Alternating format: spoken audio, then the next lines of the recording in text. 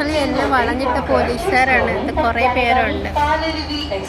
അപ്പോൾ ഇപ്പോൾ എൻ്റെ അടുത്ത് ചോദിച്ചു ഞാനെന്തിനാ പൊട്ടി വെച്ചേക്കുന്നത് പബ്ലിക് പ്ലാറ്റ്ഫോമിലൊക്കെ.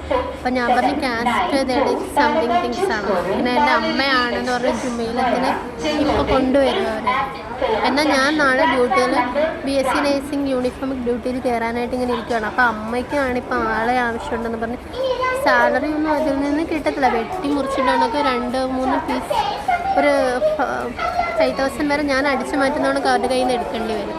അപ്പം എനിക്കൊരു സ്റ്റാൻഡേർഡ് അങ്ങോട്ട് ഫീൽ ചെയ്യാത്ത രീതിയിൽ ഞാൻ എന്തൊക്കെയോ കാര്യങ്ങളുണ്ട്. ഓക്കെ, അവിടെ നിൽക്കുന്നുണ്ട്.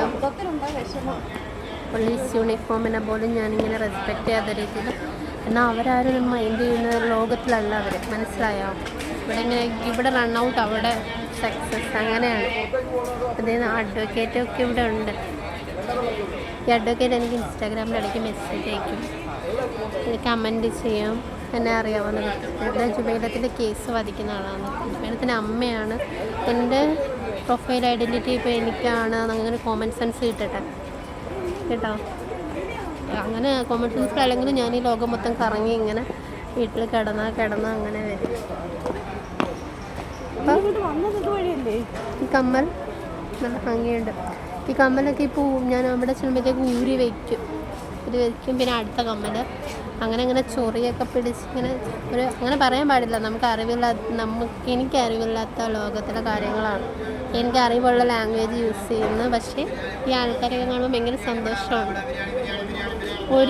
ഒരു സിറ്റിൽ 50 ബിരിയാണി കഴിക്കണം, അതാണ് കാര്യം.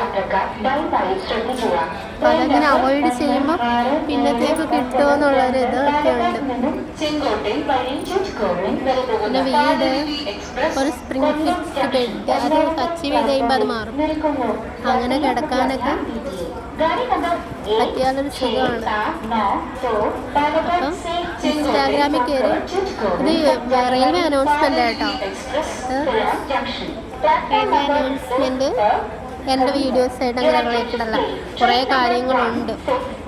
അപ്പോഴത്തേക്ക് എൻ്റെ അൺകംഫർട്ടബിൾ മാറും.